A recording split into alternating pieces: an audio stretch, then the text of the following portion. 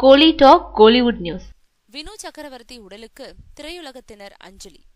கடந்த சில ஆண்டுகளாகவே உடல்நலக் குறைவால பாதிக்கப்பட்டு அப்பப்போ மருத்துவமனையில சிகிச்சை பெற்று வந்த வினு சக்கரவர்த்தி நேத்து காலமானார். அவருக்கு வயசு 72. 1003 படங்கள்ல நடிச்சிருக்கும் வினு சக்கரவர்த்தி கதாசிரியராகவும் திரைக்கதை ஆசிரியராகவும் உதவி இயக்குநராகவும் ஒர்க் பண்ணியிருக்காரு.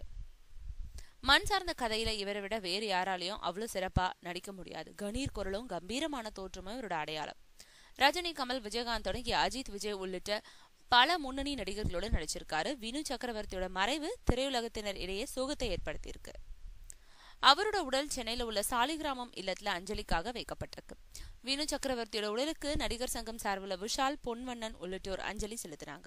தொடர்ந்து Sivakumar, Karthi, Senthil, Sangili Murugan, S P. Muthuraman, Saravanan, Mayilsamy, Napoleon, Robo Shankar, YG Mahendran உள்ளிட்ட பல திரைப்பிரபலங்கள் நேர்ல போய் அஞ்சலி செலுத்துறாங்க. விஜயகாந்த் சார்பில் அவரோட மனைவி பிரேமலதா அஞ்சலி செலுத்துறாங்க.